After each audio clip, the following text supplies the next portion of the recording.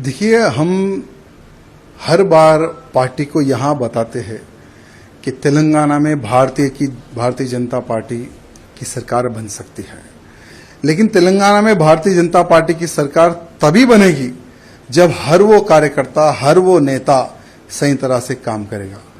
आज booth level में हर वो कार्यकर्ता पूरी जान लगाकर भारतीय जनता पार्टी के समर्थन में वोट दिलवा रहा है, कार्य कर रहा है।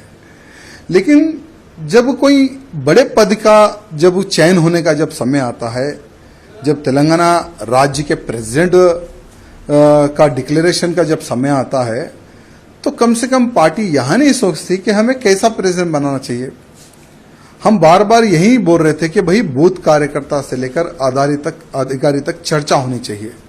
चर्चा होने के बाद में हमें एक ऐसा प्रेसिडेंट चाहिए जो एग्रेसिव हो। यहाँ तेलंगाना में हिंदू मुस्लिम भाई भाई वाली राजनीति नहीं चलती है। तेलंगाना में सिर्फ हिंदुइज्म चलता है, और जो हिंदुत्व की बात करता है ना, तेलंगाना की जनता उसको सर पर बिठाकर आगे चलती है। चाहे हमारे प्रधानमंत्री मोदी जी हो, हमारे अमित भाई जी हो, जेपी नड्डा जी हो, उन्होंने कईयों सभाएं तेलंगाना में की है। हर सभा में हजारों की संख्या में, लाखों की संख्या में उनकी सभाओं में कार्यकर्ता आते हैं यहां सुनने के लिए कि देश धर्म समाज के लिए आज भारतीय जनता पार्टी क्या कर रही है और क्या करेगी। वहां संदेश सुनने के लिए सभी कार्यकर्ता आते हैं। और आज भी हम भारतीय जनता पार्टी से जुड़े हुए तो हमारे प्रधानमंत्री नरेंद्र मोदी जी को देखकर, अमित भाई जी को देखकर, योगी जी को देखकर, नड्डा जी को देखकर, उनके कार्य को देखकर 2014 में भारतीय जनता पार्टी में हम सम्मिलित हुए। लेकिन दुर्भाग्य देखिए, 2014 से लेकर आज तक इतने तकलीफों का सामना हम लोगों को करना पड़ रहा, बाहर नहीं, पार्टी के अंदर ही। मेरे कॉन्स्टिट्यूंसी को टारगेट करना, मेरे जिले को टारगेट करना, मुझे टारगेट करना, आखिर कितने साल तक मैं सहूं इनका जुल्म। आज देखिए, जब पार्टी प्रेसिडेंट के नॉमिनेशन का आप जो सो नोटिफिकेशन आप डिक्लेयर करते हैं, जब हम जाते हैं भाई हम भी प्रेसिडेंट के लिए हम पूछना चाहते हैं, तो लगभग जो 10 लोगों का जो साइन चाहिए वो 10 के 10 लोगों को डरा के भगा देते हैं। यानी ऑलरेडी ये लोग जो डिसाइड कर लिए उसको हम प्रेसिडेंट बनाएंगे, ऐसा ये लोग डिसाइड कर लिए। हम क्या चाहते हैं? तेलंगाना की जनता प्रधानमंत्री मोदी जी के मार्गदर्शन पर चलने को तैयार है, अमित शाह जी के मार्गदर्शन पर चलने को तैयार है। योगी आदित्यनाथ जी को एक आइडल मारती है जनता यहाँ की। लेकिन दुर्भाग्य क्या है, हम ऐसे काम करेंगे जो प्रेसिडेंट कोई काम ही ना करे, कोई निर्णय ना ले। हम जो बोले प्रेसिडेंट वही काम करेगा, उठो बोलो तो उठो, बैठो बैठो बैठो। ऐसा ही प्रेसिडेंट का अगर आप चयन करेंगे तो कोई कार्यकर्ता पार्टी में काम नहीं करेगा। हमारा भी दम घुट रहा है, इसलिए हमने राम राम किया है आज पार्टी को।